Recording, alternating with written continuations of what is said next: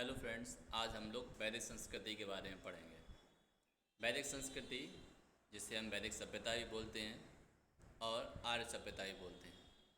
आर्य सभ्यता क्यों बोलते हैं? क्योंकि ये आर्यों के द्वारा उत्पन्न की हुई सभ्यता थी, इसलिए इसे हम आर्य सभ्यता बोलते हैं। इसे हम दो भागों में पढ़ेंगे, ऋग्वैदिक काल और उत्तर वैदिक काल। इसे हम दो भागों में इसलिए पढ़ेंगे क्योंकि दोनों कालों में हमें सामाजिक स्थिति जो थी वो परिवर्तित हुई होते हुए दिखाई दी। ऋग्वैदिक काल में समाज में रहने वाले लेडीज़ लोगों की, इन सब की जो स्थिति थी वो पहले अलग थी और इसके बाद फिर अलग हो गई थी। ऋग्वैदिक काल का जो टाइम पीरियड है वो 1500 बीसी से 1000 बीसी के बीच का माना गया है, जबकि उत्तर वैदिक काल 1000 बीसी से 600 बीसी के बीच का माना गया है। वैदिक शब्द वेद से मिलकर बना है, जिसका अर्थ होता है ज्ञान। इसके निर्माता कौन है? आर्य हैं। संस्कृत में इसका अर्थ क्या होता है? श्रेष्ठ। एक सीधा क्वेश्चन आता है कि आर्य का अर्थ होता है, तो आर्य का अर्थ होता है श्रेष्ठ। आर्य ग्रामीण थे। पिछले हम पढ़े थे तो हड़प्पा संस्कृति के लोग जो थे वो कैसे थे? शहरीय थे। लेकिन आर्य जो थे वो ग्रामीण थे। इनकी भाषा कैसी थी? संस्कृत थी। ये संस्कृत में बात करते थे।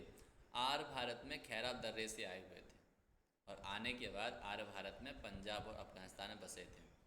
अब लोगों के अलग अलग व्यू हैं कि लोग जनरली लोग कहते हैं कि आर्य आए कहाँ से थे। तो मैक्स मूलर के अनुसार जो थे आर्य मध्य एशिया से आए थे।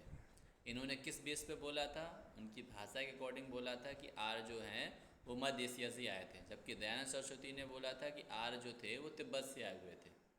हमारे देश को आर्यव्रत और ब्रह्मव्रत भी बोला जाता है। वो इन्हीं के नाम से बोला जाता है। आर्य से बना था आर्यव्रत। इनका मुख्य व्यवसाय क्या था? पशुपालन। ऋग्वेद के बारे में देखेंगे अब हम पूरे विस्तार से कि ऋग्वैदिक काल कहाँ से स्टार्ट हुआ, कैसे चला। तो ऋग्वैदिक काल 1500 बीसी से 1000 बीसी के बीच में हुआ। यहाँ सबसे छोटी इकाई जो थी वो क्या थी?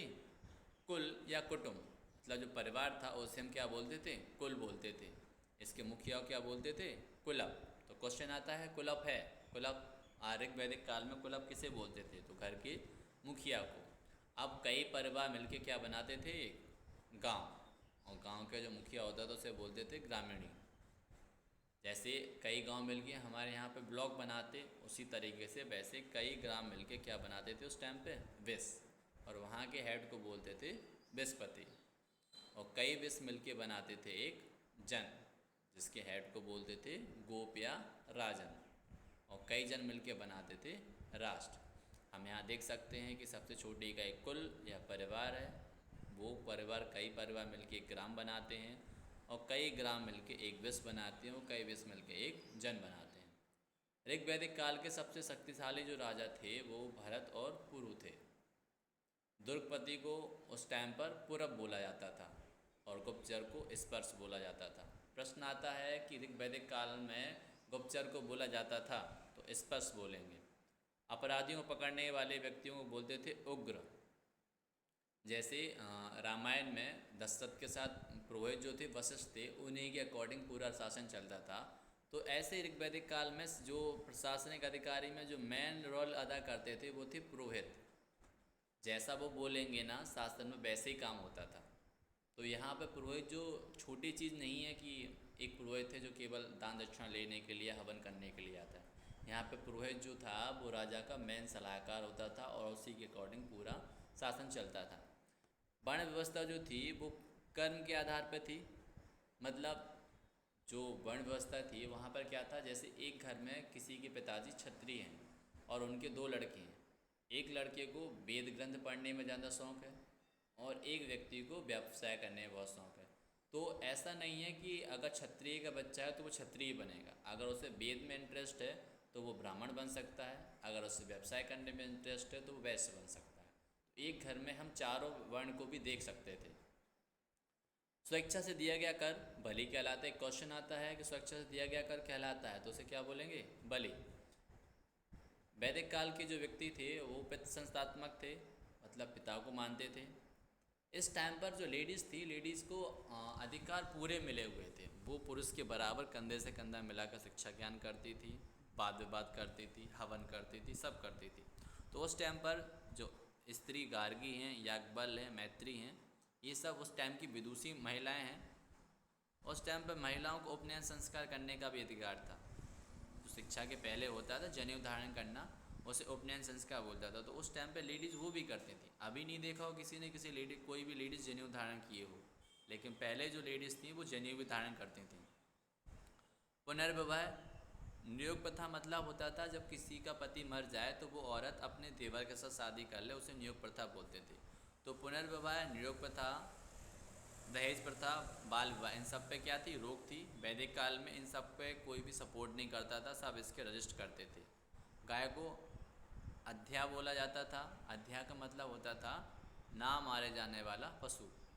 आर्यों का प्रिय पशु जो था वो घोड़ा था और सबसे प्रिय देवता इंद्र थे। अब कुछ देवता हैं जिनके बारे में पढ़ेंगे कि ये किस लिए फेमस थी या इन्हें लोग क्यों पूजते थे। जैसे इंद्र को और क्या बोलते थे, पुरंदर। पुरंदर मतलब किला तोड़ने वाला या युद्ध का नेता या वर्षा का देवता। अग्नि को क्या बोलते थे, मध्यस्थ देवता, देवता और मनुष्य के बीच की मध्यता करने वाला। जैसे किसी को अपनी बात देवता से करनी है, किसी को कोई भेंट करनी है तो उस टाइम पे हवन करते थे। हवन में जो अग्नि जला के अग्निदेव को दिया जाता था कि हमारे इष्ट को ये चीज़ पहुंचा दो। तो हवन का मेनली यही मानते थे वो लोग कि अग्निदेव जो हैं वो हमारी चीज़ों को या हमारी बातों को या हमारी प्रार्थना को हमारे इष्ट तक पहुंचा देते थे। वरुण जो थे वो वर्षा के देवता थे। सविता आता है, सविता क्या थी, चमकते सूर्य की देवी। मित्र उगता हुआ सूर्य। अश्विन चिकित्सा के देवता। पूषण पशुओं और औषधि के देवता। सोम वनस्पति के देवता। विश्व के संरक्षक। मारुत आदि के देवता। ऋग्वेद में सरस्वती को सबसे अधिक पवित्र माना गया है और सिंधु नदी का सबसे अधिक बार उल्लेख किया हुआ है। एक क्वेश्चन आता है कि ऋग्वेदिक काल में सबसे पवित्र नदी कौन सी है, तो वो सरस्वती है। और सबसे ज़्यादा बार किस नदी का उल्लेख किया गया, तो वो सिंधु है। आर्यों में 3 प्रकार के वस्त्रों का प्रयोग होता था। एक बांस, कमर के नीचे पहनने वाला। अधिबास, कमर के ऊपर पहनने वाला। उषीण, ओढ़ने वाला। अंदर पहनने वाले कपड़े को निवि कहा जाता था। व्यापार करने वाला पणि कहलाता था। गायत्री मंत्र सविता नामक देवता के लिए संबोधित है। अस्तोमा सदगमा बाक ऋग्वेद से लिया गया है। भारत का सबसे प्राचीन ग्रंथ जो है वो क्या है, वेद। और जो वेद को क्या बोलते थे, अपौरुष बोलते थे। मतलब जिसे पुरुष ने ना बनाया हो, देवताओं से जो हमें प्राप्त हो उसे वेद बोला जाता था। और इसके संकलनकर्ता कृष्णद्वैपायन वेद व्यास जी थे। वेद वसुदेव कुटुंबकम का उद्देश्य देता था और चारों वेदों को मिलकर क्या बोलते थे, संहिता बोला जाता था। सोम रस आर्यों का मुख्य पेय पदार्थ था। सीधा क्वेश्चन आता है कि आर्यों का पेय पदार्थ था, तो सोम था। अब उत्तर वैदिक काल में जैसे हम लोग आते हैं तो यहाँ पर स्त्रियों की दशा जो थी बहुत गिर जाती, इनके पूरे अधिकार छीन लिए जाते हैं। और जो वर्ण व्यवस्था थी वो भी अब क्या हो गई थी, जन्म के आधार पर हो गई थी कि अगर किसी घर में अगर ब्राह्मण हैं तो उसके बच्चे भी ब्राह्मण ही रहेंगे, वो क्षत्रिय या वैश्य बनने की कोशिश नहीं कर सकते। आश्रम व्यवस्था आ चुकी थी। धातुओं का ज्ञान हो चुका था, मैनली लोहा इन लोगों को आने लगा था। हड़प्पा सभ्यता में क्या था, कांस्य युगी थी, उन्हें लोहे का ज्ञान नहीं था लेकिन इन्हें लोहे का ज्ञान था। महाकाव्य का निर्माण होने लगा था, जैसे महाभारत, रामायण। महाभारत को क्या बोलते हैं, जय संहिता भी बोलते हैं। इंद्र के स्थान पर प्रजापति नामक प्रिय देवता बन गए थे। मतलब पहले जो इंद्र को सबसे ज़्यादा मानते थे, अब किन्हें मानने लगे थे, प्रजापति को। एक प्रश्न आता है गायत्री मंत्र का कहाँ पर उल्लेख होता है, तो तृतीय मंडल में होता है, जिसके निर्माता कौन थे, विश्वामित्र। 9वां मंडल सोम देवता को संबोधित है, समर्पित है। एक क्वेश्चन सीधा आएगा कि 9वां मंडल किसको समर्पित है, तो वो सोम देवता को है। 10वां मंडल वर्ण व्यवस्था के लिए उल्लेखित किया गया है। हमारे 4 वेद हैं, चारों वेदों के बारे में अगर पढ़ेंगे तो ऋग्वेद जो है सबसे प्राचीन वेद है, जिसमें कितने मंडल हैं, 10 मंडल हैं और 1028 सूक्ति हैं। इसमें क्या होता है, देवताओं के आह्वान के बारे में बताया गया है। दूसरा जो है सामवेद है, संगीत का वेद है, इसमें संगीत के बारे में बताया गया है हमें। और यजुर्वेद में यज्ञ की विधियों का वर्णन और गद्य और पद्य दोनों के बारे में बताया गया है कि किसी भी चीज़ को जो ग्रंथ है उसे पढ़ने के लिए अब गद्य और पद्य दोनों का इस्तेमाल किया गया है इसमें। अथर्ववेद जादू टोना वशीकरण इन सब के लिए है। इसमें वशीकरण के बारे में काफ़ी कुछ बताया गया है कि वशीकरण कैसे किया जाता है, जादू टोना कैसे होता है। इसे हम श्रेष्ठ वेद भी कहते हैं। एक प्रश्न आता है कि अथर्ववेद है तो वो क्या है, श्रेष्ठ वेद है। अब आगे हम पढ़ेंगे यहाँ पे दर्शन के बारे में सांख्य दर्शन। सांख्य दर्शन क्या है आपका?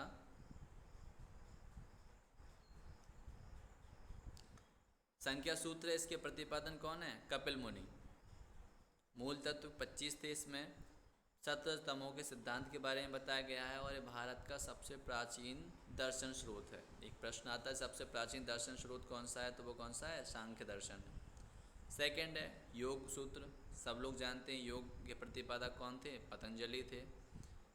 यहाँ पे आत्मनियंत्रण और आत्मयातना को सर्वोपरि माना गया है कि आप अपने आत्मनियंत्रण करने पर आप सब कुछ प्राप्त कर सकते हैं, और मोक्ष के लिए इन्होंने 8 क्रियाएं बताई थी। इसमें अंतिम जो था वो था समाधि। थर्ड है न्याय सूत्र। न्याय सूत्र के प्रतिपादन गौतम थे। यहाँ पे ईश्वर को विश्व का सृष्टिकर्ता माना गया है। वैश्विक सूत्र कणाद या उल्लूक। इन्होंने क्या कहा था कि विश्व के पारंपरिक स्रोत तथा आत्मा तथा उसके अंतर की पूर्णता पहचान करने के लिए मोक्ष प्राप्ति होती है। प्रश्न सीधा आएगा आपके पास कि न्याय सूत्र के प्रतिपादक कौन है, वैश्विक सूत्र के प्रतिपादक कौन है, संख्या सूत्र के प्रतिपादक कौन है, तो आपको सीधा याद करना है। जैसे पूर्व मीमांसा के कौन है? जैमिनी। ये वेदों को अंतिम प्रमाण मानते थे, और उन्हीं के बारे में, कर्मकांड के बारे में, ग्रंथों के बारे में यहीं पर मिलता है। एक प्रश्न आता है सीधा कि कर्मकांड किससे संबंधित होता है, तो आपका पूर्व मीमांसा सूत्र से। और ब्रह्म सूत्र जो होता है बदायन या वेद व्यास जी के द्वारा प्रतिपादित किया गया है। आगे हम पढ़ेंगे विवाह के बारे में, अष्ट विवाह के बारे में। सबसे पहला विवाह है देव विवाह। देव विवाह क्या? समान वर्ण के जो लोग हैं वो एक दूसरे से अगर शादी करें, मेल फीमेल, तो वो ब्रह्म विवाह होता था। इसमें कन्या का मूल दे के कन्या की शादी कर दी जाती थी। सेकंड है देव विवाह। यज्ञ कर्म करने वालों के साथ कन्या का विवाह कर दें, दक्षिण सहित दे के उन्हें विदा कर दें, वो होता था देव विवाह। आर्य विवाह में क्या होता था? कन्या के पिता को वर जो है एक जोड़ी बैल लेके दे और कन्या शादी कर ले, उसे बोलते थे आर्य विवाह। प्रजापति विवाह में क्या होता था? बिना लेन देन की शादी हो जाना, वो आर्य विवाह होता था। मतलब ना कोई दहेज लेना, ना किसी से देना, कुछ नहीं, बस दोनों राजी हो जाएं। फिफ्थ है असुर विवाह। असुर विवाह में क्या होता था? कन्या को उसके माता पिता से खरीद लेते थे, उसे बोलते थे असुर विवाह। छठवां है गंधर्व विवाह। गंधर्व विवाह प्रेम प्रसंग के द्वारा होता था। अगर नर और नायिका जो है एक दूसरे को पसंद करते हैं तो वो प्रेम प्रसंग के साथ शादी कर लेते थे। जैसे शकुंतला दुष्यंत का विवाह हुआ था। इसी से कौन हुए थे? हमारे राजा भरत हुए थे। उन्हीं के नाम पे भारत का नाम भारत पड़ा था। अगला है राक्षस विवाह। राक्षस विवाह में क्या होता था? पराजित राजा की पुत्री, बहन और पत्नी को अपनी उसकी इच्छा के विरोध में विवाह कर लेना। मतलब जो जीत गया उसने वहाँ के पराजित राजाओं की, चाहे बहन हो, चाहे पुत्री हो, चाहे पत्नी हो, कोई भी हो, उससे ज़बरदस्ती शादी कर लेना, वो होता था राक्षस विवाह। पिशाच विवाह क्या होता था? कि आप किसी को विश्वासघात करके किसी शादी कर लो, उसे बोलते विश्वासघात हो, तो उसे बोलते थे पिशाच विवाह। जैसे आप ब्राह्मण नहीं हो, आप ब्राह्मण बन के किसी शादी कर लो, या आप क्षत्रिय नहीं हो, क्षत्रिय बन के किसी शादी कर लो, विश्वासघात करके आप उसे ले आओ, तो वो होता था पिशाच विवाह। अब हम पढ़ेंगे संस्कारों के बारे में कि टोटल कितने संस्कार होते थे? 16 होते थे, नहीं मतलब अभी भी हैं, 16 संस्कार हैं। पहला है गर्भाधान। नर और नारी के मिलन को गर्भाधान, ये भी एक संस्कार होता है। पुंसवन गर्भ रक्षा तथा पुत्र प्राप्ति हेतु। सीमांतोयन गर्भस्थ शिशु की मानसिक वृद्धि के लिए किया जाता था। जात कर्म में क्या होता था? शिशु उत्पन्न होने पर पिता द्वारा शिशु को आशीर्वाद देने व सहज चटाने का कर्म। जब पिता अपने पुत्र को सहज चटाता है पहली बार, तो उसे बोलते थे जात कर्म, ये भी एक संस्कार है। अगला है नामकरण। बच्चे का नाम रखा जाता था। निष्क्रमण में जब घर से बाहर निकलता है तो उसे निष्क्रमण कहते हैं। जैसे पिता या मामा बच्चे को घर से बाहर ले जाते थे, तो एक संस्कार होता था। अन्नप्राश, इसमें अन्न आदि जैसे शहद है, खीर है, इसे हल्का सा चटाना, ये अन्नप्राश होती थी, जिसमें मामा या पुत्र के द्वारा बच्चे को अन्नप्राश चटवाया जाता था। मुंडन संस्कार, बच्चे के बालों को मुड़वा दिया जाता था, जो अभी केवल बच्चों तक सीमित है, लड़के तक सीमित है, लड़कियों में नहीं होता है। कर्णछेदन, कानों को छेदना, कर्ण छेदन होता था। अभी भी कई बार लड़के जो रहते हैं उनके भी कान छेदे जाते हैं, वो कर्ण छेदन होता था। विद्यारंभ, गुरु के पास ले जाकर शिशु का अक्षर ज्ञान कराने का कर्म, इसे विद्यारंभ कहते थे। उपनयन, जनेऊ धारण करना और ब्रह्मचर्य आश्रम में प्रवेश करना उपनयन कहलाता था। वेदारंभ, वेद का आरंभ करने वाला संस्कार। समावर्तन, शिक्षा पूर्ण होने पर मेघचर्म तथा दंड आदि को जल को पीछे छोड़कर घर को लौट आना, मतलब अब आपने पूरी एजुकेशन ले ली, अब वो फिर अपने घर आते थे तो उसे बोलते थे समावर्तन। 25 साल में विवाह होना, विवाह भी एक संस्कार है।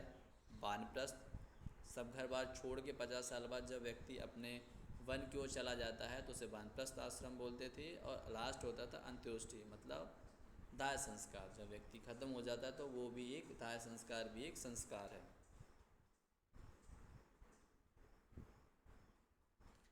इसमें एक पॉइंट है आपका कि जीवन भर अविवाहित रहने वाली लड़कियों को क्या कहते थे?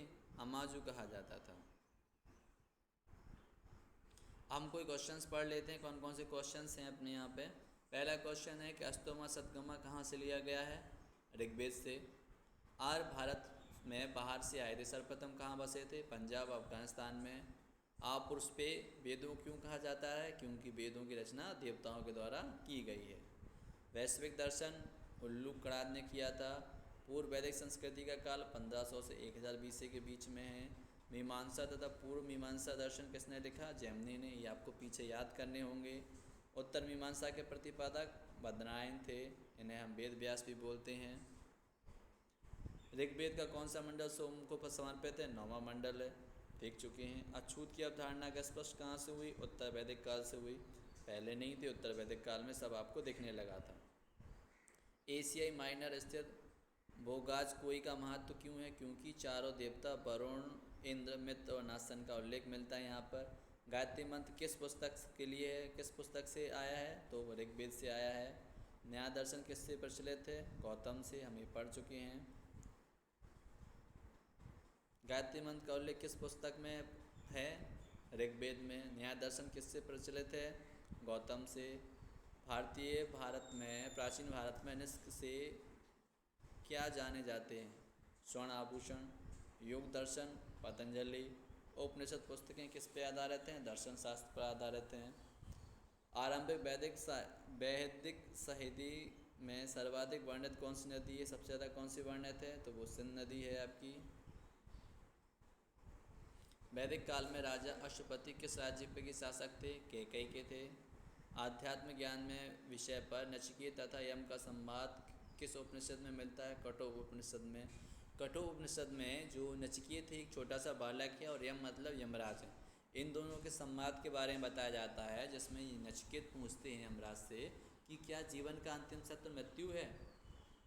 क्या जीवन के जीने कोई और उपाय हैं जिससे हमें मोक्ष की प्राप्ति हो सके? ऐसे कई क्वेश्चन नचिकेत पूछते हैं जो कठोर उपनिषद में आपको मिलते हैं।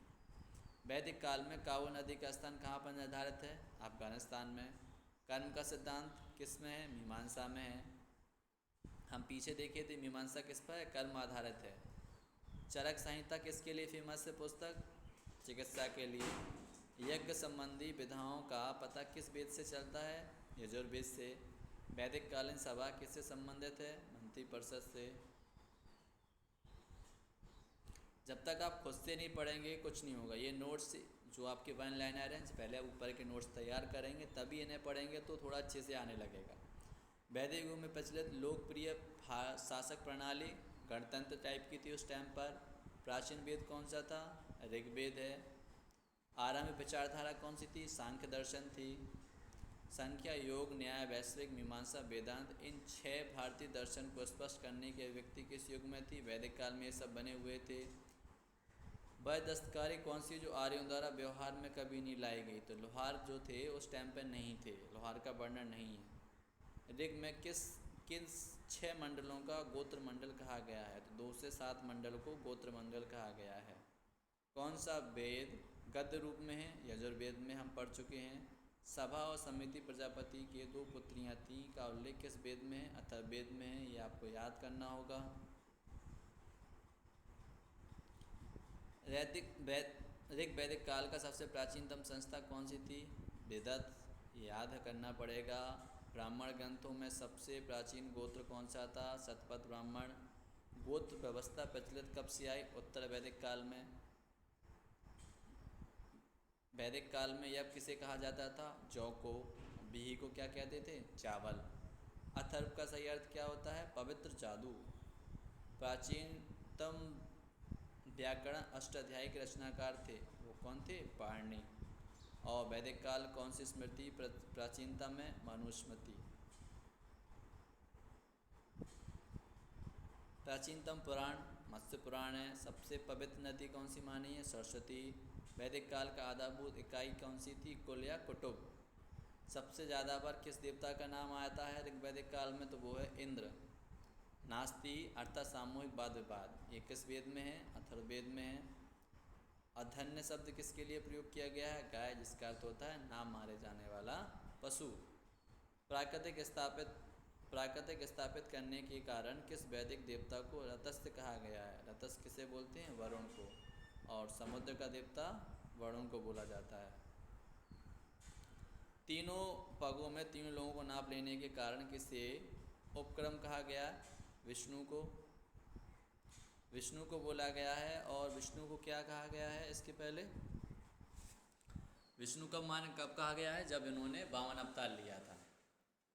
आशा करता हूँ कि आपके लिए वीडियो बड़ा होपफुल रहेगा, सहायक रहेगा। और ऐसे पढ़ते रहिए और मुस्कुराते रहिए। Thank you. हम आपके उज्जवल भविष्य की कामना करते हैं।